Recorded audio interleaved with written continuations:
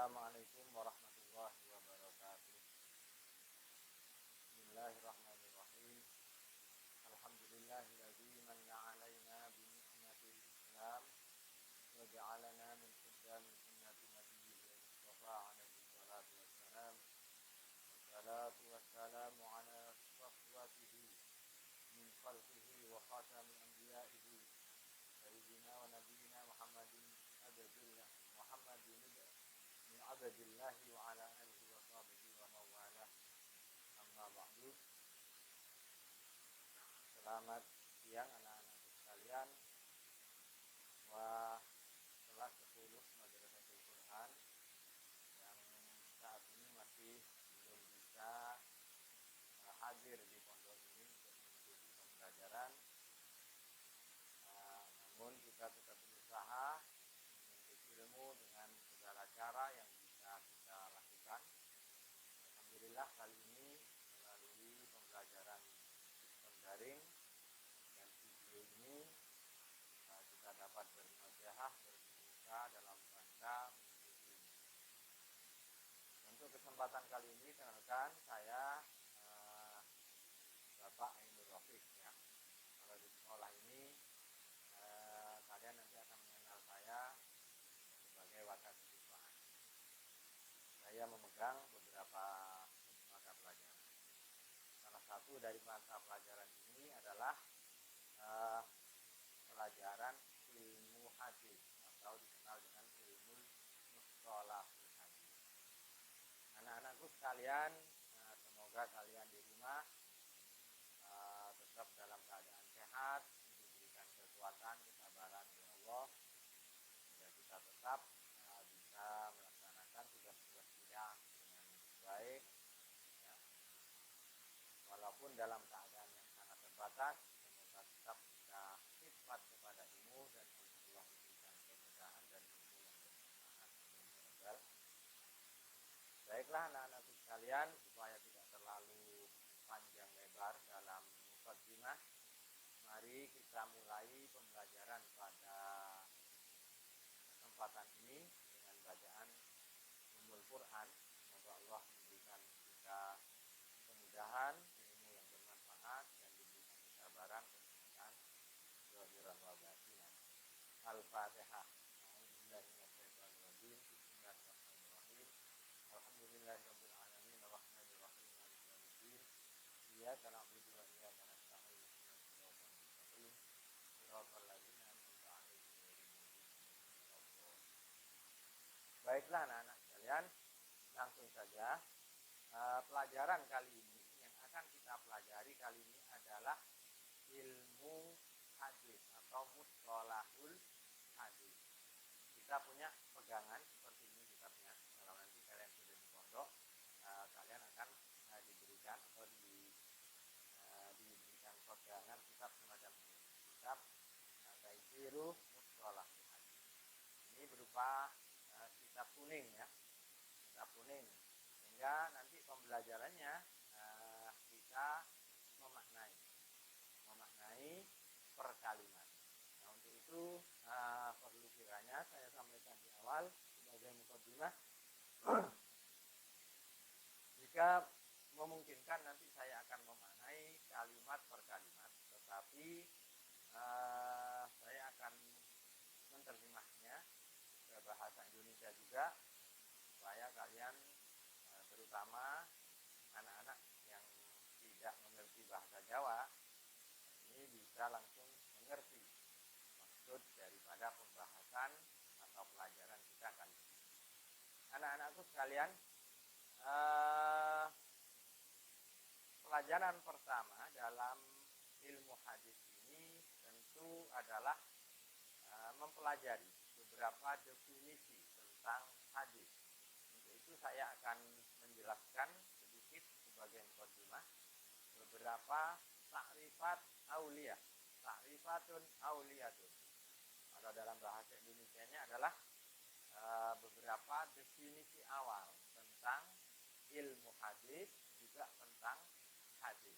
Macam-macam hadis, definisi-definisi yang ada di dalamnya, unsur-unsur beberapa hal yang penting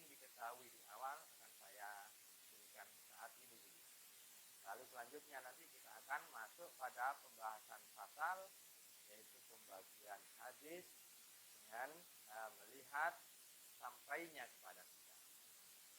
Semoga kita bersama-sama bisa mengikuti dengan baik sehingga kita memahami apa yang disebut ilmu mustalah. Baik anak-anakku sekalian, nanti mungkin oleh operator akan diberikan beberapa tambahan mungkin teks yang ada di video kalian bisa kalian lihat ya. Baik, saya akan mulai dari pengertian ilmu hadis. Pengertian ilmu hadis kalau di dalam kitab kita ini yaitu ilmun bi usulin wa qawaida yu'rafu biha ahwalus sanadi wal matni min haitsul qabul wa raddi. Artinya saya tuliskan ya, ilmun bi usulin. Jadi mustalah hadis atau ilmul mustalah ya. Ilmul mustalah.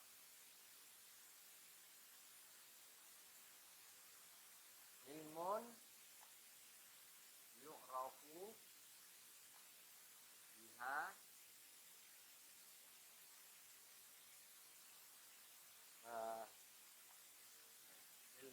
ilmun bi usulin wa qawaidah.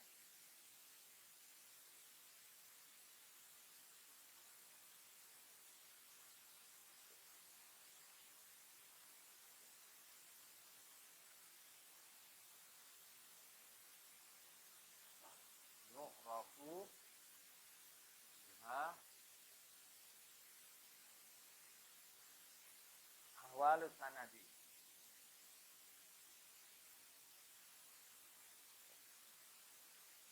wal matni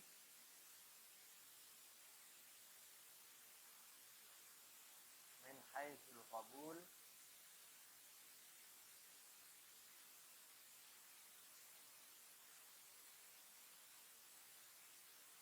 war raddi.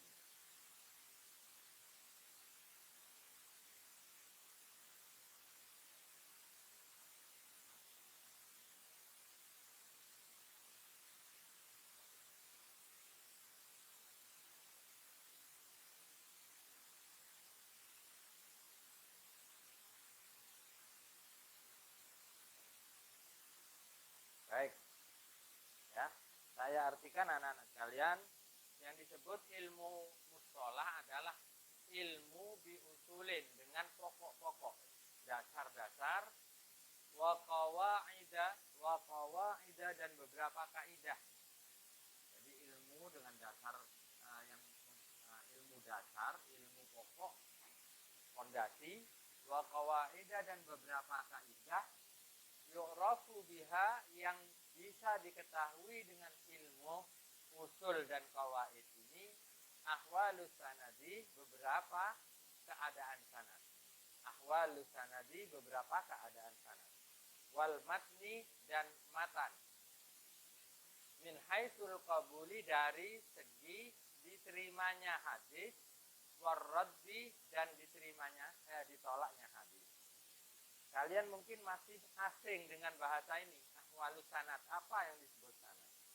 Apa pula yang disebut dengan matan? Nanti di bawah akan saya jelaskan masing-masing ya. Baik, saya ulangi.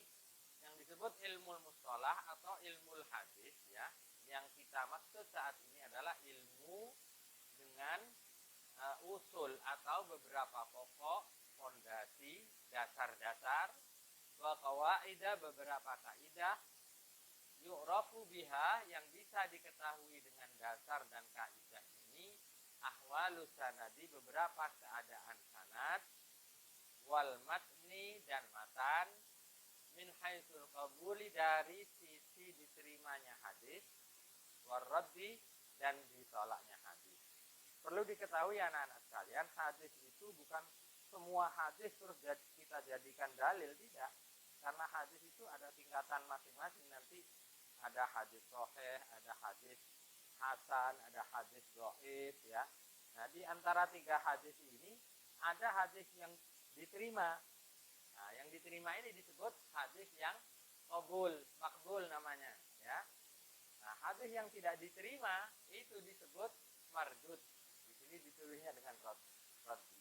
Jadi semua hadis ada misalnya hadis dhaif. Nah, ini tidak bisa diterima sehingga tidak bisa dijadikan dalil. Ini maksudnya. Nah, untuk mengetahui itu, mau tidak mau kita harus mempelajari apa namanya? Ilmul mustolah. Nah, baik anak-anak sekalian. Kalian mungkin perlu dikenalkan dengan sanad. Hadis itu anak-anak ada 3 unsur, ya. Ada yang namanya sanad, ada yang namanya matan, ada yang namanya rawi. Nah, nanti di bawah akan saya jelaskan sebentar lagi di bawah ini, ya, supaya runtut. Ada yang namanya sanad, ada yang namanya matan, ada yang namanya rawi. Nah, ini sudah lengkap gitu. Dalam satu hadis mesti ada itu, ya. Kalau tidak ada itu, maka hadis itu perlu dipertanyakan. Itu hadis apa bukan, kan? Nah, baik anak-anak, itulah yang pertama, ya. Jadi kalian perlu diingat yang pertama adalah ilmu mustalah secara definitif, ya. Ilmu bi usulin wa qawaida yu'rafu biha ahwalu sanadi wal matni min haitsul qabuli war. Baik. Yang kedua maudhu. Maudhu itu sasaran. Maudhu itu sasaran, pembahasan kalau dalam bahasa Indonesianya.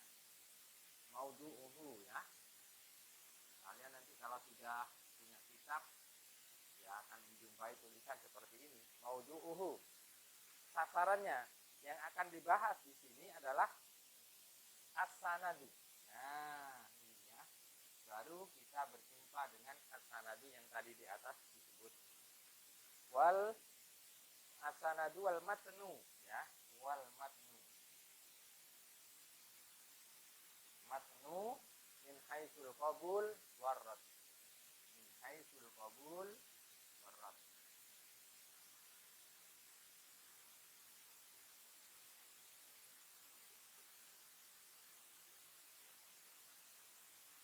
Sama. Jadi yang disebut maudhu atau sasaran pembahasan dalam ilmu hadis kali ini, anak-anak, ini nanti kita akan membahas, mempelajari tentang sanad. Yang pertama.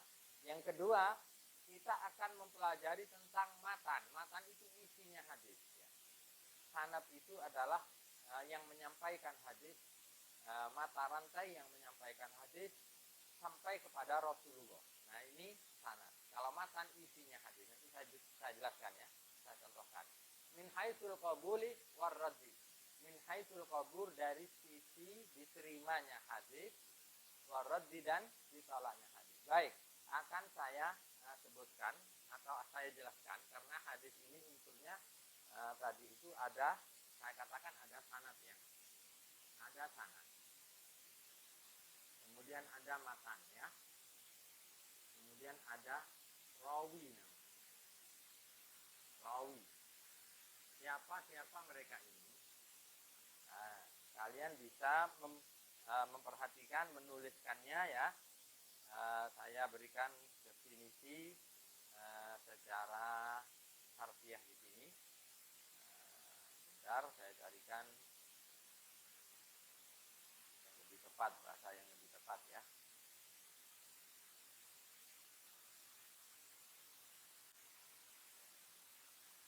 Baik, anak-anak sekalian, kita lanjutkan.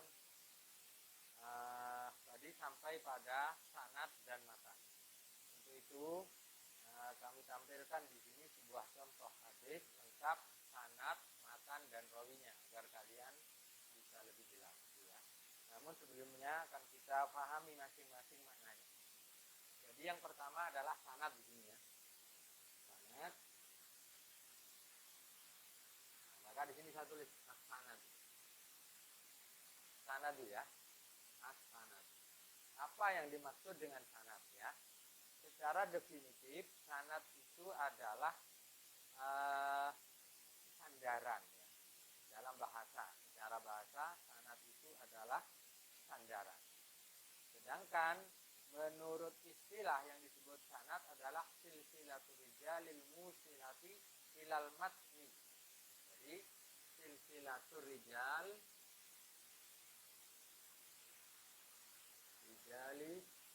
al musilati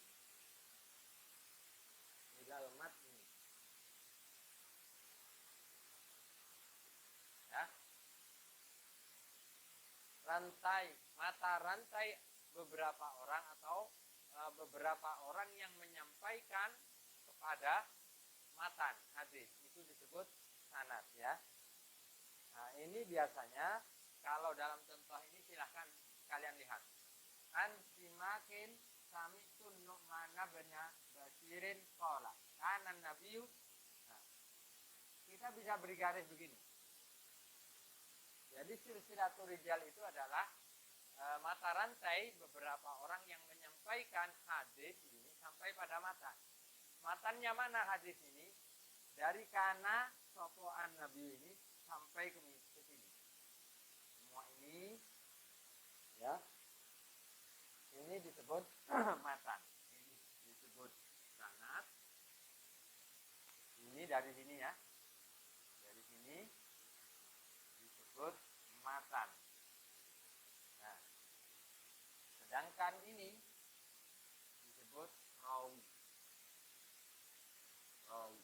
Baik, ya. Namun secara definitif kalian bisa melihat silsilatur rijali ya.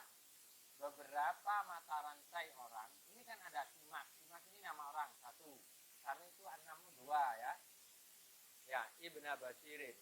Nu'man bin Bashir ya berkata, didengarkan oleh siapa? Simak. Nah, ini kan ada dua orang. Dua orang ini menyampaikan pada matan hadis. Nah, matannya mana? Matan itu kalau bahasa Indonesia isi ya. Kana Nabi sallallahu alaihi wasallam yusawi sufufana.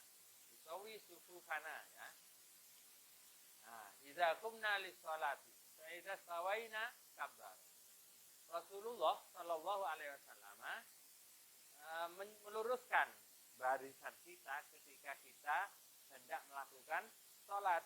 Fa idza stawaina, maka ketika kita sudah lurus barisannya kabbaroh, maka baru Rasulullah takbir. Nah, ini mulai kana sampai kabbaroh ini yang disebut apa? Matan. Matan itu dalam bahasa Indonesia adalah isinya. Nah, yang menyampaikan isinya ini disebut apa? Sanad. Nah, itu ya. Baik. Kemudian matnul hadis ya. Ya, matan ya secara bahasa adalah berarti punggung jalan atau bisa disebut dengan ma intaha ilaihi sanadu minal kalami fahuwa nafsul hadis alladzi dzukirul isnadu lahu. Ini kalau bahasa Indonesia, bahasa Arabnya panjang sekali, itu saja ya. Secara singkat saja, yaitu perkataan yang disebut pada akhir sanad. Akhir sanadnya mana? Ini kan basir ini ya. Akhirnya sanad. Sanad pertama berarti awal orang. Sanad yang akhir berarti yang ini. Ya. Nah, perkataan yang disebut pada akhir sanad yakni sabda Rasulullah sallallahu alaihi wasallam yang disebut setelah sanadnya.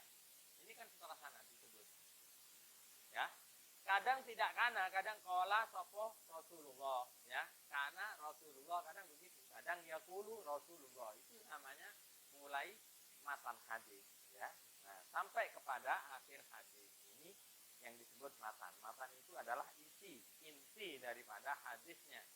Jika kita berbicara atau berpidato qala Rasulullah sallallahu alaihi wasallam dan sebagainya, itu yang disebut matan. Kita hanya menyebut matannya saja tanpa menyebutkan sanadnya. Dari siapa hadis itu? Itu misalnya an titik-titik, an titik-titik, an titik-titik.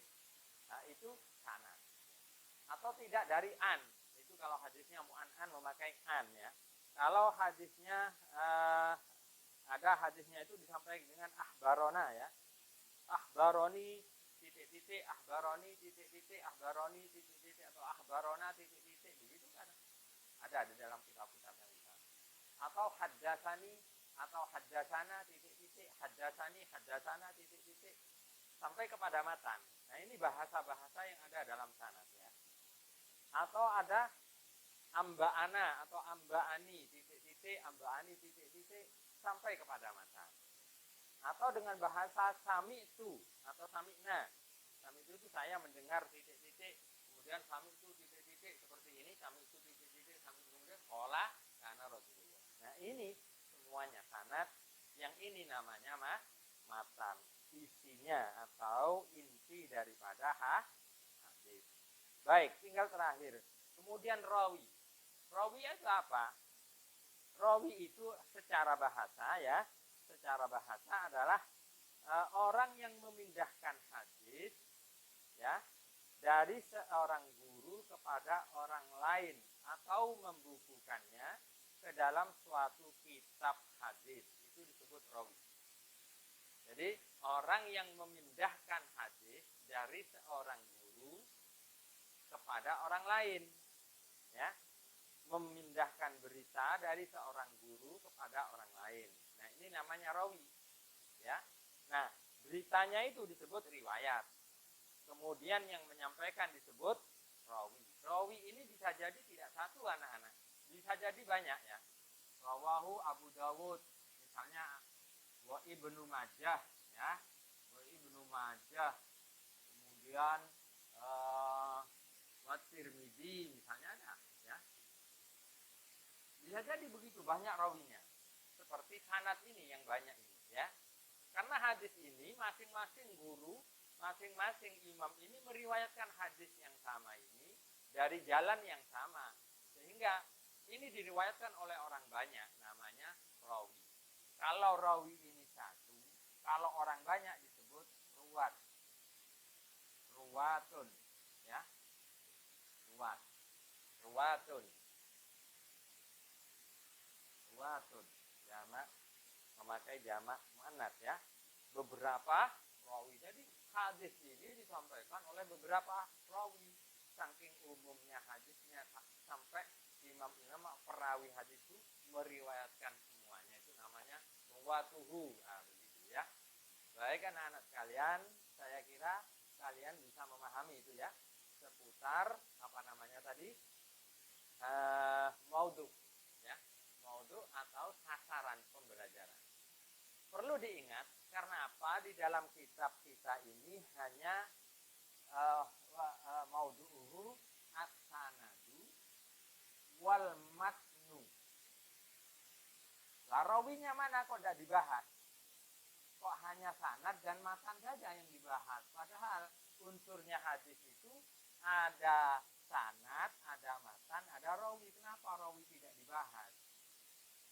Ini masalahnya karena dalam ilmu hadis itu ada dua namanya. Ilmu hadis itu cara mendalaminya ada dari dua jalan. Namanya pertama ilmu hadis dirayah. Dirayah. Yang kedua riwayah. Nah, begini. Sehingga kita nanti bisa paham mengapa kita ini hanya mempelajari dua di antara tiga. Karena yang ketiga ini masuk dalam pembahasan ilmu hadis riwayah. Ini nanti maudhu'nya hanya rawi saja. Ya. Ia akan membahas rawi ini baik, rawi ini adil, rawi ini bisa dipercaya, rawi ini kurang baik, rawi ini cacat dan lain sebagainya. Itu di sini namanya ilmu hadis riwayah atau mustalahul hadis riwayatan atau birriwayati. Ya, sama. Karena yang dibahas adalah rawinya. Sedangkan kita membahas ini berarti masuk dalam kategori pembahasan ilmu hadis dirayah. Ini nanti cakupannya ada dua. Yang pertama sanad, ya, kemudian matan. Baru kita bisa paham kenapa tidak tiga-tiganya, karena ada ranah masing-masing. Yang sanad dan matan ini ranahnya ilmu hadis dirayah. Artinya kita belajar sekarang ini adalah ilmu hadis secara dirayah. Ya, kemudian rawi dibahas sendiri dengan ilmu hadis riwayat. termasuk dalam menilai seorang rawi. Apakah rawi ini bisa diterima atau tidak? Nah, ini nanti dibahas dalam hadis riwayat. Baik anak-anakku sekalian, saya kira kalian bisa memahami sampai pada maudhu'uhu ya. Baik. Kemudian tujuan samrotuhu itu apa ya? Buah daripada mempelajari. Apa tujuan atau keinginan orang mempelajari ilmu hadis? Buah dari mempelajari ilmu hadis itu di dalam kitab kita disebut 3 ya.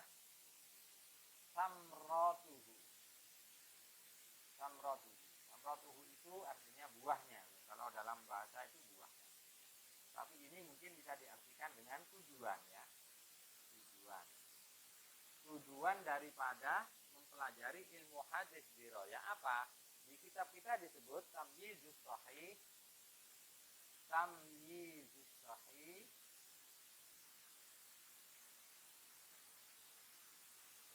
ya, minas saqim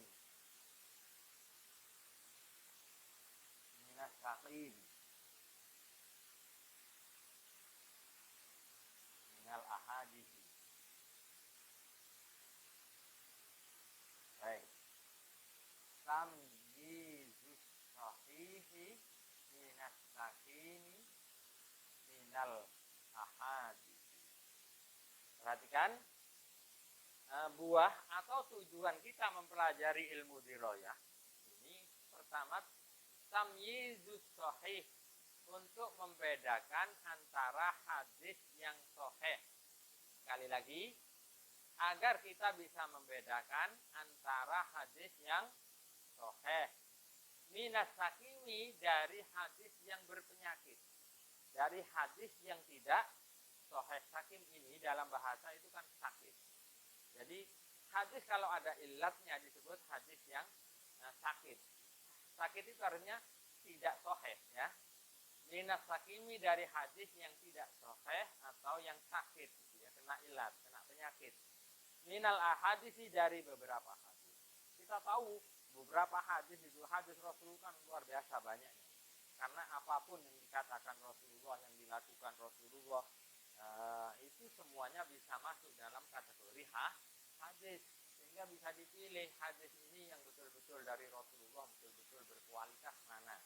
Hadis ini yang dari Rasulullah ya, tapi tidak berkualitas, mungkin karena yang membawa kurang dipercaya, atau mungkin karena yang membawa lupa dan lain sebagainya. Ini termasuk illat yang menyebabkan hadis sahih. Sehingga dengan mempelajari ilmu mustalah ya, dirayatan yang saya sebut tadi, kita bisa mengetahui mana hadis yang sahih, mana hadis yang sakim atau hadis yang tidak sahih ya. Paham anak-anak sekalian? Nah, nanti kalian kalau mempelajari hadis atau memegang hadis besar, kalian akan tahu ada, sebab di sana kan ada pembedaan ini hadis sahih, hadis hasan, hadis dhaif. Itu kalau dilihat dari kualitas ya. Kalau dilihat dari pembagiannya, ada hadis ahad, ada hadis aziz, ada hadis gharib, ada hadis mutawatir dan lain sebagainya, karena macamnya banyak itu. Sehingga kita bisa melihat, oh ini berarti hadisnya sahih, bisa dibuat untuk dalil sebuah hukum dan lain sebagainya. Demikian anak-anak sekalian. Untuk selanjutnya kita akan membahas tentang definisi hadis, khabar, ya, sunnah dan asar.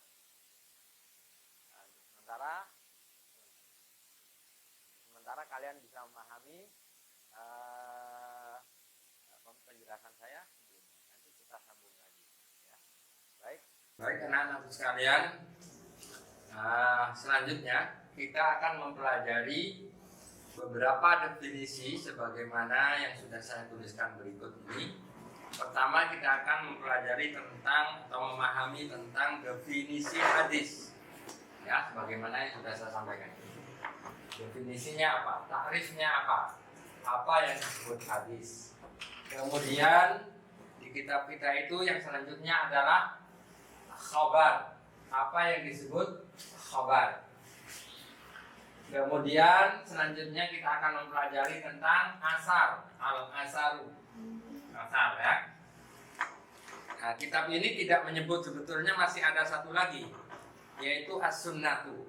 Cuma pemaknaannya nanti as-sunnatu itu dekat dengan hadis ya. Saya jelaskan berikut saja ya. Baik anak-anakku sekalian, apa yang kalian ketahui tentang al-hadis misalnya? Maka bisa kita lihat di sini. Hadis itu bisa dipahami dari dua hal.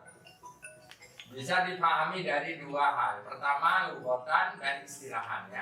Yang disebut hadis lughatan secara bahasa adalah al-jadid. Maknanya al-jadid ya. Maknanya baru. Secara bahasa, hadis itu maknanya baru kalau menurut kitab yang kita pelajari.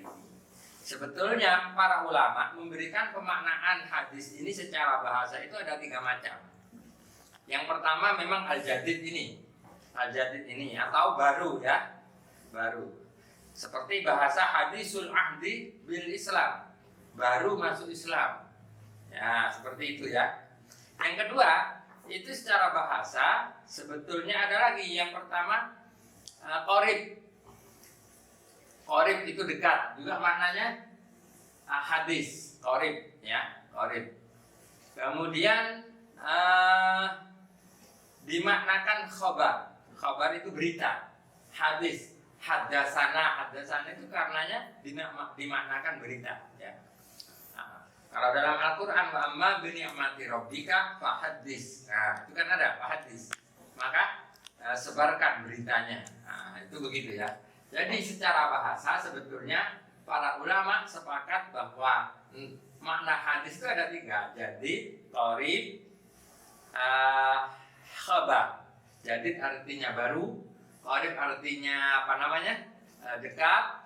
Kemudian khabar artinya ya kabar, ya kabar berita. Ini secara bahasa. Namun dalam kitab kita ini hanya dicantumkan satu di antara 3 ya, jadid saja. Sebaiknya kita akan melanjutkan secara istilah. Istilah ini yang dimaksud hadis itu apa sih secara istilah? Atau dalam bahasa bahasa Indonesia itu menurut istilah itu terminologi ya, secara terminologi.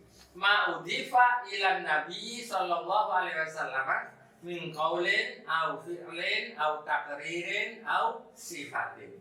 Yang disebut hadis secara terminologi atau istilah yaitu sesuatu udifa yang disandarkan ilan Nabi sallallahu alaihi wasallam kepada Nabi sallallahu alaihi wasallam min qaulin dari ucapan.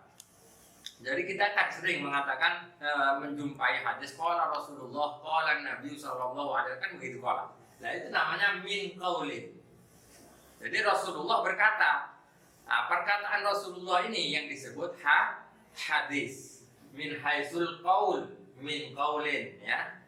Kemudian ada lagi aufilin atau pekerjaan, perbuatan Rasulullah.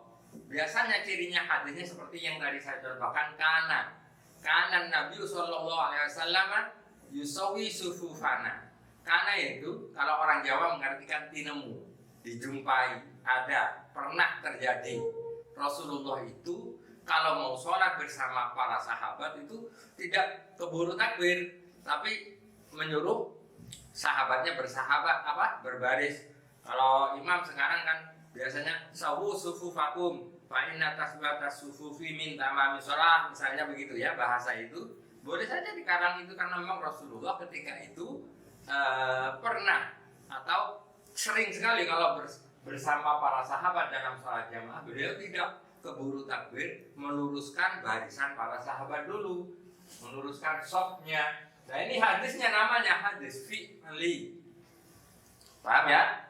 Apa perbedaannya qauli dengan fi'li? Kalau qauli ya diucapkan oleh Rasulullah.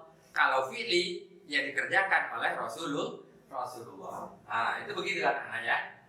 Yang ketiga, au takririn. Takrir itu pengakuan. Jadi Rasulullah juga tidak berkata, juga tidak melakukan, juga tidak melarang, mungkin beliau diem saja. Ya, beliau diem saja. Diem itu artinya beliau setuju. Nah, setujunya Rasulullah ini yang disebut takrir. Ada beberapa cerita hadis yang termasuk dalam hadis takrir ini anak-anak. Yaitu kalau diceritakan panjang ya, intinya saja. Misalnya suatu ketika ada sahabat yang melakukan perjalanan. Ada beberapa sahabat melakukan perjalanan, di tengah perjalanan kehabisan bekal, sehingga dari salah satu kelompok atau ketuanya gerombolan kelompok musafir ini berjalan-jalan ke kampung dan mendengar ada sayembara yang dilakukan oleh kepala desa setempat. Karena apa? Karena anaknya ada yang mengatakan digigit ular, ada yang mengatakan digigit oleh akrab itu adalah kalajengking itu, sehingga anaknya sakit, kena bisanya dan tidak sembuh-sembuh. Ia sudah mengundang beberapa tabib di kota sekitar dan tidak sembuh-sembuh. Nah, itu berita itu didengar oleh salah satu sahabat Rasulullah yang keluar tadi. Karena di situ dijanjikan siapa yang bisa menyembuhkan anak saya nanti akan saya beri kambing, hadiahnya sebagai hadiah menyembuhkan anak. Nah, karena dia mendengar, lalu dia mencoba untuk ikut sayembara. Terdorong oleh apa? Oleh keadaan, karena dia lapar dengan teman-temannya. Coba saja lah. Nah, akhirnya orang ini mencoba untuk nambani, untuk mengobati anak yang sakit tadi. Dengan apa nambaninya? Dalam hadis itu disebutnya disuwu. Disuwu itu dalam bahasa Indonesia jadi obati dengan pakai ruqyah itu ya kalau bahasanya itu. Itu menggunakan Al-Fatihah. Dibacakan Al-Fatihah, kemudian mungkin disebul nonang banyu ke air, kemudian diusap-usapkan, dan seizin Allah anak itu sembuh. Akhirnya orang ini mendapatkan hadiah apa? Kambing tadi.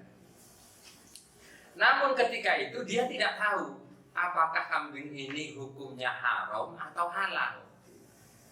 Akhirnya setelah sampai pada kelompoknya setuju.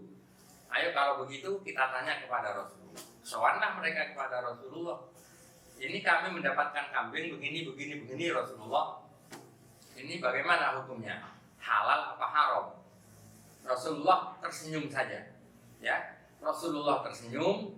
Ya, artinya itu halal karena Rasulullah hanya tersenyum. Ya, beliau tidak mengatakan halal atau haram, tapi justru bertanya, bagaimana kalian bisa menyembuhkan itu?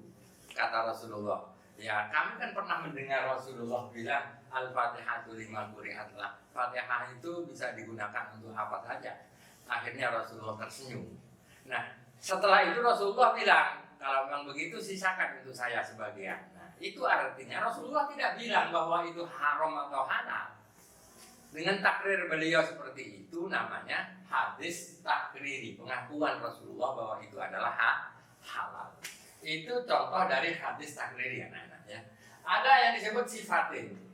Sifatin itu Rasulullah tidak menunjukkan apa-apa, hanya dalam sebuah pekerjaan Rasulullah melakukan. Misalnya ini kental dengan hadis ubudiyah ya. Rasulullah dalam melakukan wudu, sifatu wudu Rasulullah. Bagaimana Rasulullah wudu? Nah, itu kemudian menjadi sifat ya. Bagaimana Rasulullah ketika takbir, bagaimana Rasulullah ketika sujud. Nah, ini kan sifat-sifatnya.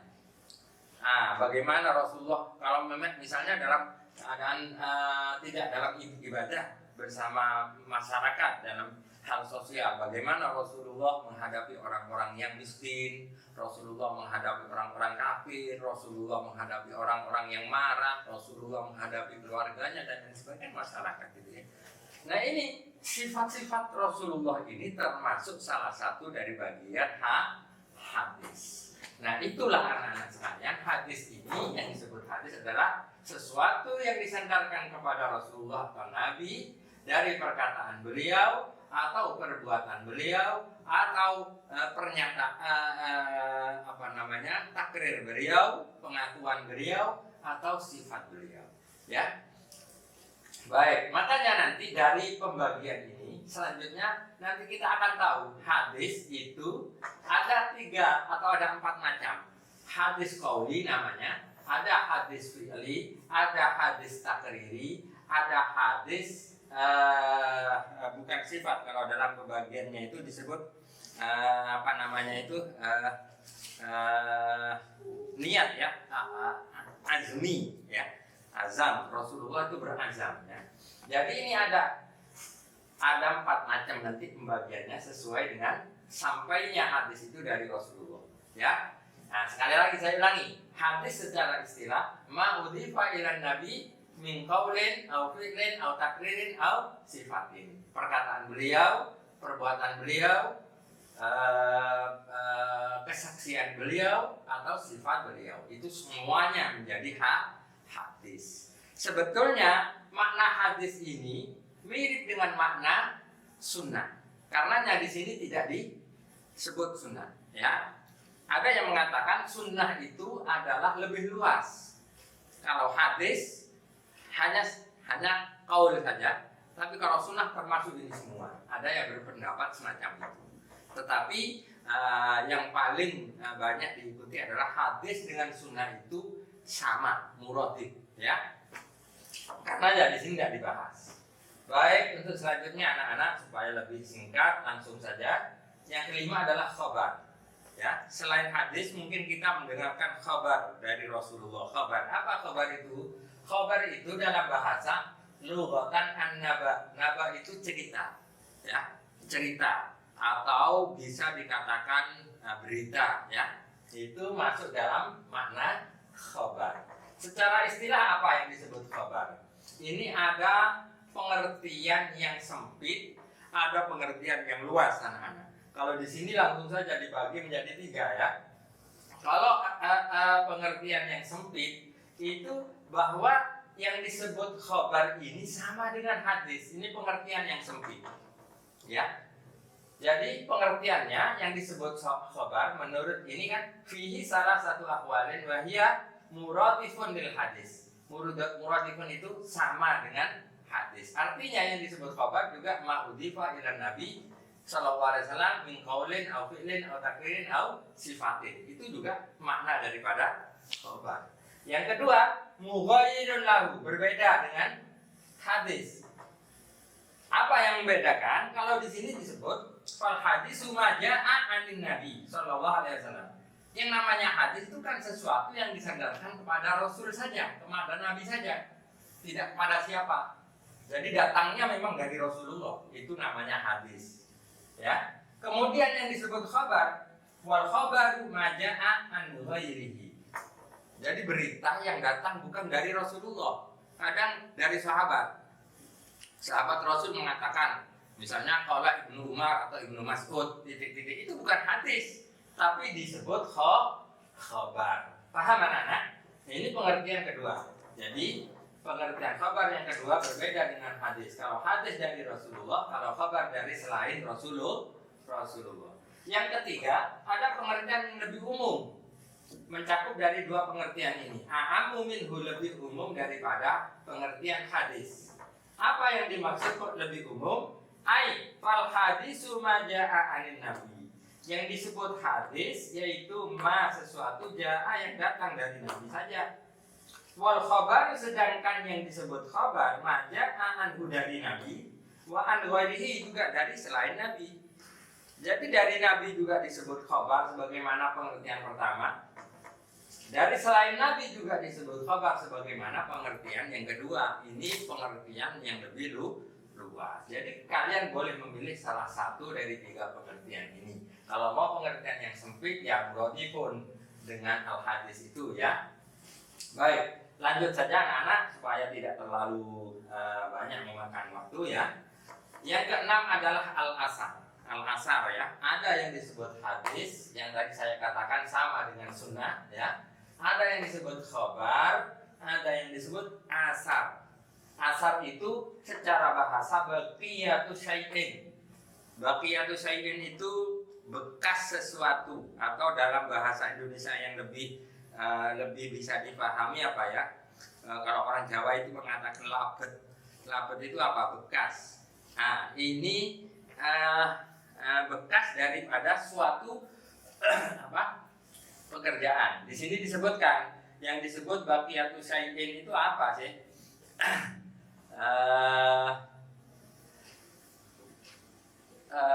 Dari pekerjaan, baik perbuatan atau sifat, takrir dan lain sebagainya.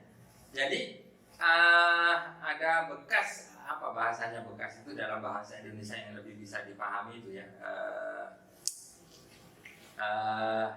pengaruh ya, pengaruh bisa dimaknakan sebagai baqiyatu syai'in, atau ya memang bekas itulah ya.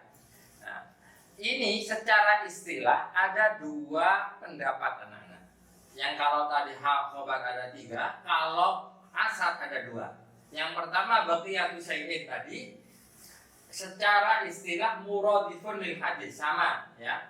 Yang disebut asar juga maknanya hadis ini bisa disebut khobar, bisa disebut asar karena datangnya dari Rasulullah, itu yang pendapat pertama. Yang kedua, fihi mughayyirun anhu.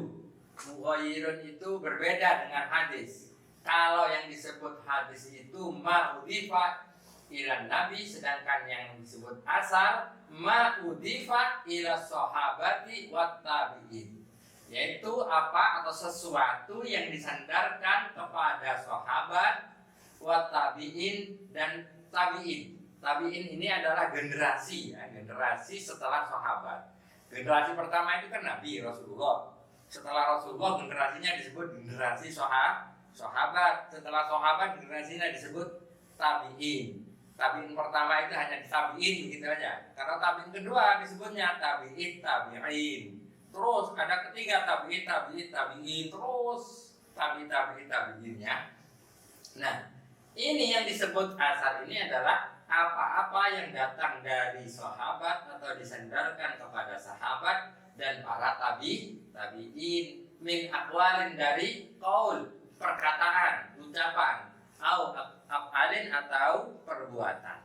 Nah, sama, tetapi ini bukan dari Nabi. Kalau bukan dari Nabi namanya asar.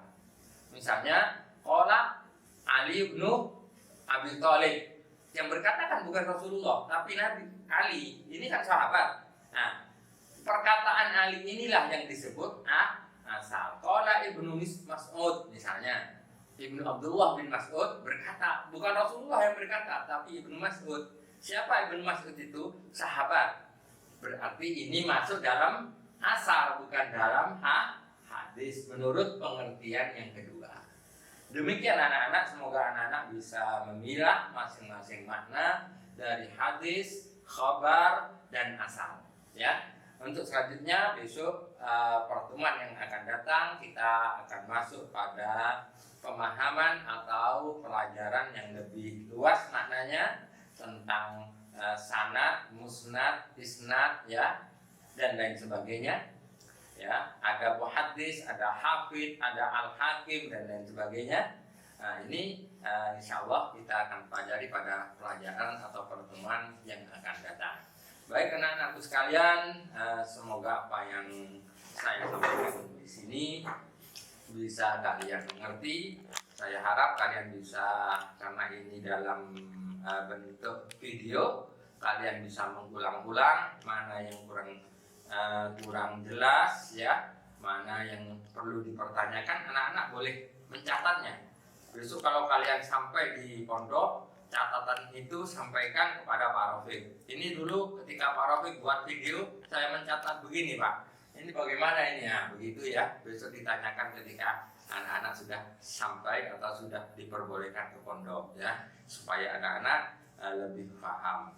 Baik anak-anakku sekalian, saya mohon maaf apabila ada penjelasan-penjelasan yang kurang bisa dipahami, apabila ada perkataan yang kurang sopan atau kurang santun, mohon maaf. Semoga apa yang saya sampaikan ini bermanfaat. Amin ya rabbal alamin. Alhamdulillah wabillahi taufiq wal hidayah. Assalamualaikum warahmatullahi wabarakatuh.